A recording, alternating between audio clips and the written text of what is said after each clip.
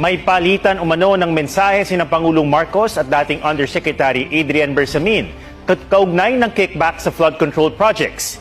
Ipinakita raw yan kay Congressman Antonio Tino at sa iba pang kongresista ni Batangas 1st District Representative Leandro Leviste.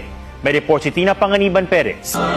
Kahit tuluyan ng ibinasura ng Kamara ang dalawang impeachment complaints laban sa Pangulo, hindi pa sumusuko ang Makabayan Bloc na endorser ng ikalawang reklamo. Sabi ni ACT Teachers Party List Representative Antonio Tino, may ebidensyang lumahok at nakinabang si Pangulong Marcos sa kickbacks mula sa flood control projects. Yan ang umano'y palitan ng text messages ng Pangulo at ni dating Presidential Legislative Liaison Office o PLLO Undersecretary Adrian Bersamin noong nakaraang taon. Mga komunikasyon sa pagitan mismo ng Pangulo at saka ni Undersecretary Adrian Bersamin. Ang lumalabas talaga ay siya yung personal runner, ibig sabihin utusan, bagman, Bersamin.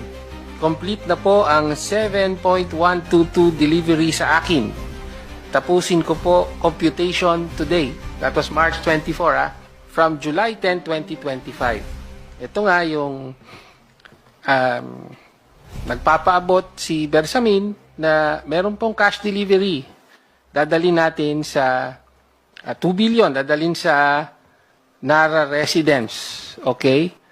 At ang sabi naman ng Pangulo, quote, sasabihan ko si June Baris. Quote. Matatandang si Bersamin ang itinuro noon ni dating Congressman Zaldico na nagkumpirma sa kanyang may pinapa-insert umanong 100 billion pesos si Pangulong Marcos sa budget. Si Bersamin din daw ang nagbigay kay Ko ng listahan ng mga pinasisingit na proyekto na mula umano sa Pangulo. Tahasan na itong itinanggi ng Malacanang noon. Ayon pa kay Tino, pwedeng ibangga ang umano'y text messages sa pahayag noon ni dating DPWH Undersecretary Roberto Bernardo. I-correlate natin ito dun sa salaysay naman ni Bernardo na in March, meron siyang kinomplete na mga deliveries including one delivery of is it around 2 billion, ganon, in an armored van. Diba? Sabi ni Tino, nakarating din kay Congressman Edgar Erice at iba pang kongresista ang palitan ng mensahe. Ang nagpakita raw ng messages, si Batangas 1st District Representative Leandro Leviste. Isa nga po si Congressman Leviste sa sources. Yes. Kinumpirma naman ni Erice sa isang text message na ipinakita ni Leviste ang palitan ng messages ng Pangulo at ni Bersamin. Anya, natakot daw si Bersamin na maging fall guy kaya gumawa ito ng affidavit sa bahay ni Leviste sa Batangas. Nagpakita pa raw si Leviste ng CCTV footage ng pagdating ni Bersamin at ng ilang abogado sa bahay ni Leviste. Hinahamon natin ang Office of the Ombudsman, gayon din ang kapulungan na ito.